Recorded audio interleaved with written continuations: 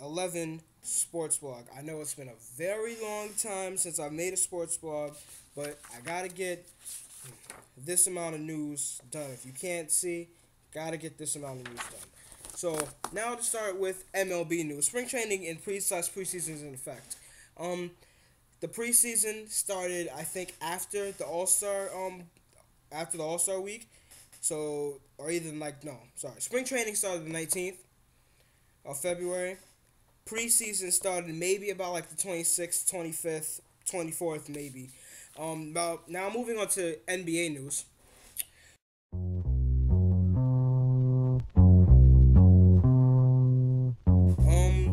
Nate Robinson is out 4 to 6 weeks because of arthroscopic knee surgery.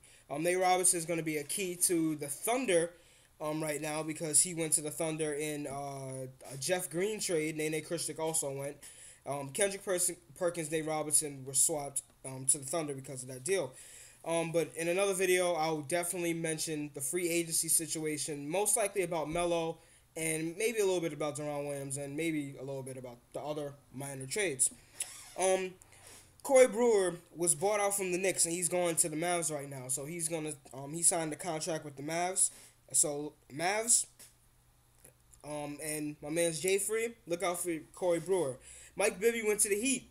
Mike Bibby was traded to the Wizards for Kirk Heinrich. So Kirk Heinrich is on the Hawks now.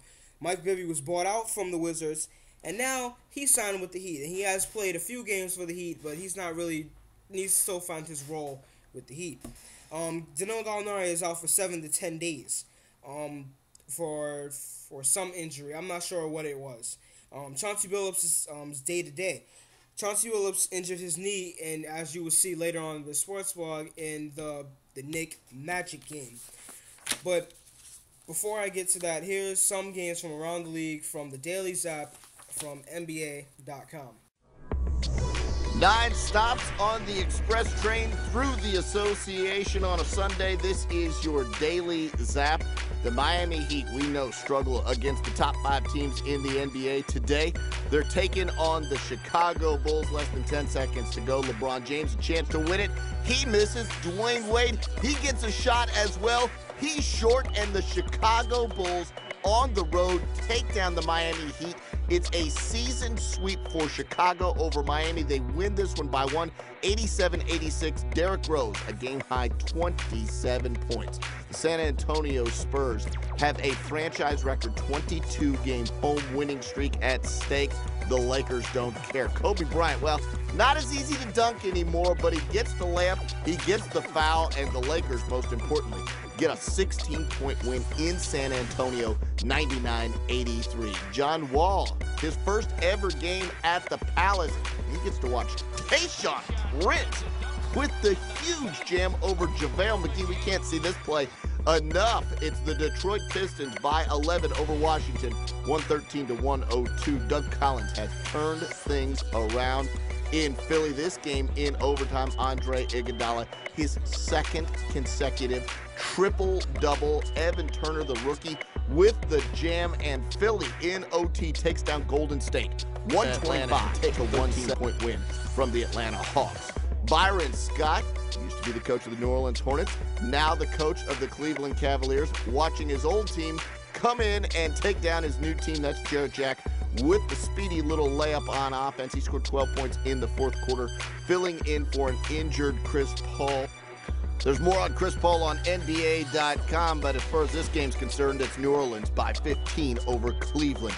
Phoenix in Oklahoma City, down by 3 in overtime. Steve Nash looking for a tie, but he won't find it off the glass on this attempt. Kevin Durant grabs the rebound, and the Thunder take down the Suns by 4 in OT, 122-118. Memphis in Dallas, taking on Jason Kidd's Mavericks. 3 seconds to go. Memphis down by 1.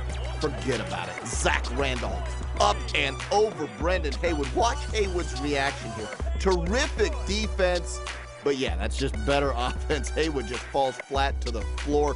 Memphis goes into Dallas and takes a 1-point win, 104-103. The late game, it's Boston in Milwaukee. There's Ray Allen. This is Paul Pierce. This is a lean-in jam from Pierce. Young legs on this play. The men in green go into Milwaukee and come away winners. They take it by 6. Your final score, 89-83, and that's your Daily Zap. Some pretty decent games there. But now I'm going to talk about the Melo debut. Knicks versus Bucks. But first, some highlights from NBA.com.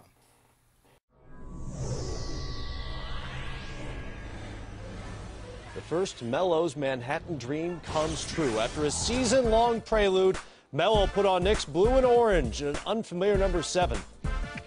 At forward, at 6'8" from Syracuse, number 7, Carmelo Anthony.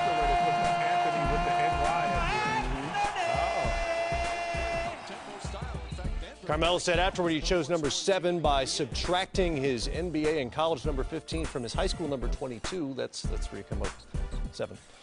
It was a week ago that Carmelo Anthony played his final game as a Nugget against the Milwaukee Bucks. Wouldn't you know it, the guys in green opposing him in his first game as a Knick, and there are his first 2 points as a Knickerbocker. Same result. Still can't guard him. A Buck uniform. Oh, by the way, uniform to a Nugget uniform. Chauncey Billups, also a Knick. His first Couldn't guard him 3 either. points. Andrew Bogut guarded him, at least with that possession.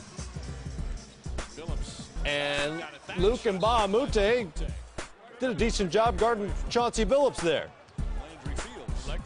Milwaukee, key on doing for 3 to tie the game at 53. They're going to try to spoil Melo's night. Yeah, but he says, you know what? Remember this? Working with Amari Stoudemire, Anthony had 14 points at the half. Knicks up 59-57. At halftime, the Legends honored at MSG. Big Barnett. My man John Starks. Andrew Bogut. It's Bogut. Put Milwaukee up by 3. Chauncey Billups, watch him go right through Carlos Delfino's leg. Yeah, he went 5-hole. Billups, 21 points, 6 boards, and 8 assists in his Knick debut. Milwaukee still in this thing. Corey Maggette, locked and loaded. 2-point game. Tony Douglas had a night. I mean, it was Melo's night, but Tony Douglas got it going. I tell you what, Tony Douglas had a lot to do with the outcome of this game. Some big rebounds down the stretch, making big shots all throughout the game. But you got to push up on Carmelo Anthony. There's the star of the show himself. Oh, that's his wife? Right on time. And Said the there's other the star, of the show. the co-star. There's Keon Dooling. Gets the Bucks back within 7. John Salmons heating up this time of year. Knocks down the 3. It's back within a 3-point game. Douglas was 10 of 12 on the night as he hits the 3. 23 points off the bench for Tony Douglas. Good pass. Billups sets up Stoudemire, who had 19 on the night. And then it's Melo.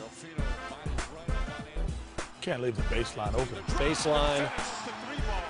Brandon Jennings doesn't get, but you know that's what, and Amari here picks up the foul. So what? And a tech. So what? That's Technical all right. foul number 15 on the season. One more gets you an automatic suspension. Doesn't matter, because we got somebody who can close out games when you can't close them out. That's Have a seat. Number 7. Put a towel on your neck. You're referring to number 7? 22 minus 15 I'm referring to. Carmelo, 27 points, 10 boards in his... Now, the video doesn't mention for the Bucks. Bogut had 14 points, 12 rebounds. It's a double-double. Carlos Delfino also had 14 points. For the Knicks, Chauncey Billups in his debut as well had 21 points, 8 assists. Tony Douglas was a huge spark off the bench with 23 points. Keys for this game, starting with the Bucks. Brandon Jennings couldn't get going. Now, everyone knows that Brandon Jennings is a Knick nemesis. He always comes to the Garden and says, "Oh, it's personal."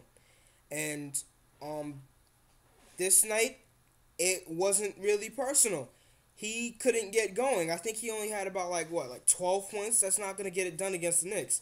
John Salmons carried the scoring load for the Bucks. And also the Bucks missed free throws. Keys for the Knicks. The big three put in big numbers. I'm not sure what their combined numbers was. Amari had 19 points. Melo had 27. Billups had 21. Tony Douglas had 23. Those are big numbers, with the exception of Tony Douglas, my bad. So the big three got it done. The Knicks made it a track meet, 17 fast break points against the Bucks. So they really utilized Mike D'Antoni's offense pretty well. 93% from the free throw line also gave the Knicks this win. When you're making free throws, and of course the Bucks are missing free throws, the Knicks, a running gun team, are going to capitalize off those misses. But this sums up part 1 for this sports walk. So check out part 2.